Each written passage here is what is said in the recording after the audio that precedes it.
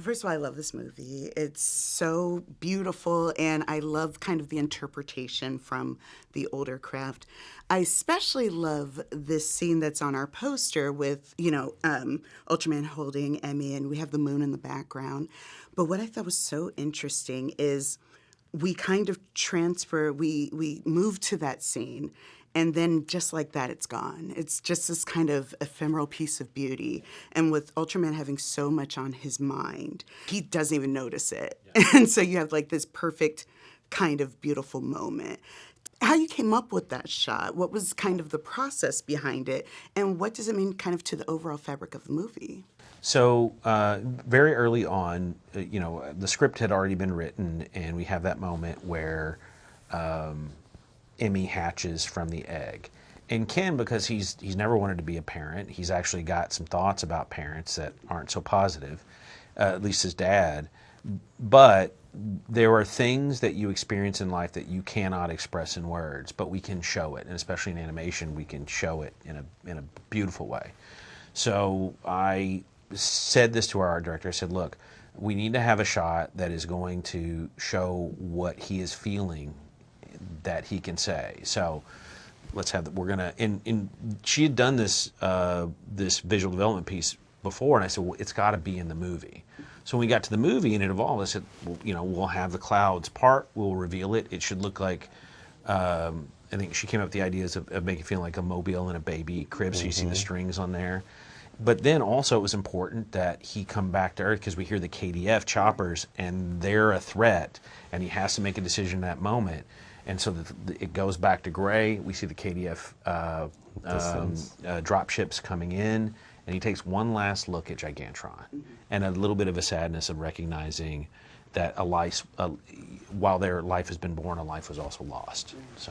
Yeah, it's just having the opportunity to storyboard that sequence and knowing that that was the key piece of that sequence, right? And it's like, how do I take this scene that's written so poetically and take it to that and pace it in a way where you get to land on that one shot, the magical shot.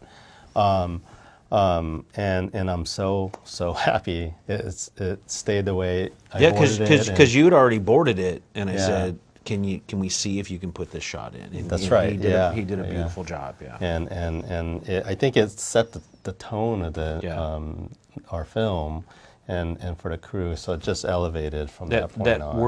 Ultraman, even though he has to make difficult choices, is a nurturer, and that's how we want to explore that.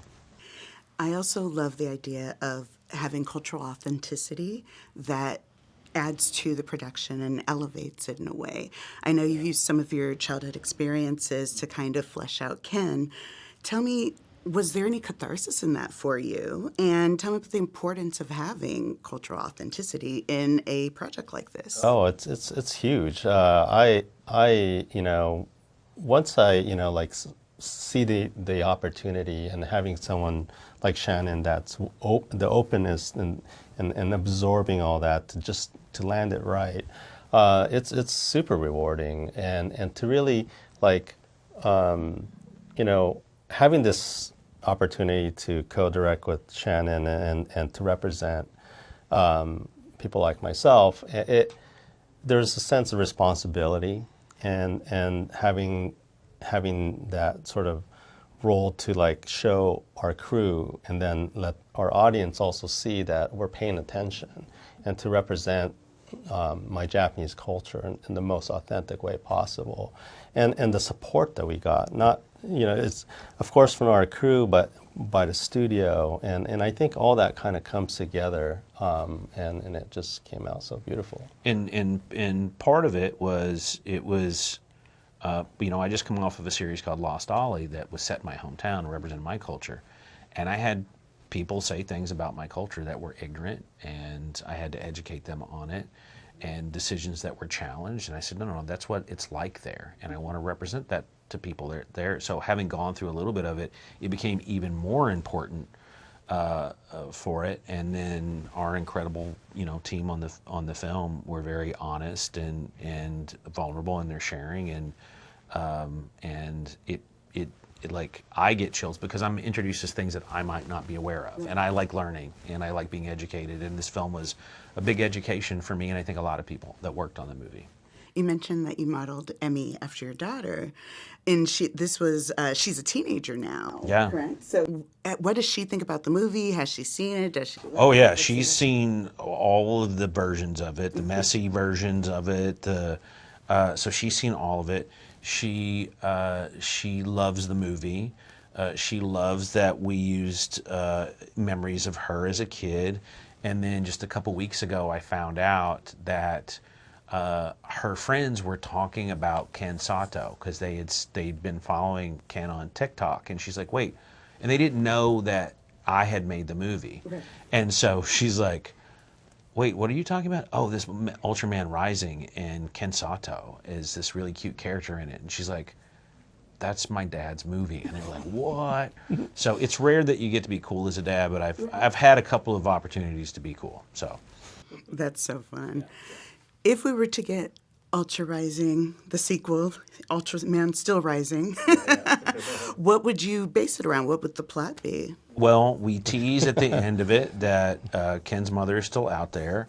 I've written the opening of that sequel, so we would find out that she has gone to M78, the land of light, to kind of better understand her husband and to bring her husband and father together. She does return to Earth, but she brings something back with her. And because I really love the Seijin. I love Bolton, and I love King Joe, and all these other characters in the Ultraman lore that are more the aliens. There's more of a purpose. They're trying to destroy Earth. Tease more. And so, You know, I know. I just like, Emiko well, I will say could- like I've learned because I asked Guillermo, I was like, what are your favorite? And he said this publicly too. Pigmon and Baltan. Baltan are his favorites. Yeah. I'd love to see Baltan in a sequel to this film as well. So, What kind of feedback do we get about this kind of style, the stylized version? Because of course, the Ultraman we know is more of the low budget, big heart kind of thing, where you're kind of making do, and this is very, very intricate and more kind of elevated. Do you get kind of feedback on that, or how do you kind of explain this to people who are used to seeing Ultraman in a specific way? So people have been they've responded very positively to the look. One of the things that I loved is that there were before some people had seen the movie, they saw his elongated proportions, which were actually a reference to Leiji Matsumoto's designs in like Captain Harlock. I love those elongated proportions. But people were like, no, in a suit, you can only look like a guy, but this Ultraman looks like an alien, which is what Ultraman is traditionally in the show. So I really dug that response to it. But the response that I like also is they just get sucked into the story. And they might talk about the artwork after the fact, but really, you want to create a style that fits the narrative. And so far, I think it never seemed distracting to people. And that might seem like damning with faint praise, but I actually like that people seem to just get sucked into it and pulled into it when they're watching in the context of Ken's journey. Well, okay. No, I was just going to say it's when you approach an animated feature, you want to lean on style. You want to push the look, and with the great team of ILM, we got to achieve it. Yeah. Well, you really did achieve it. It's absolutely beautiful, and the story is there, the heart, everything. So thank you guys so much for taking a little time to talk with me about it. And I can't wait for more people to watch it.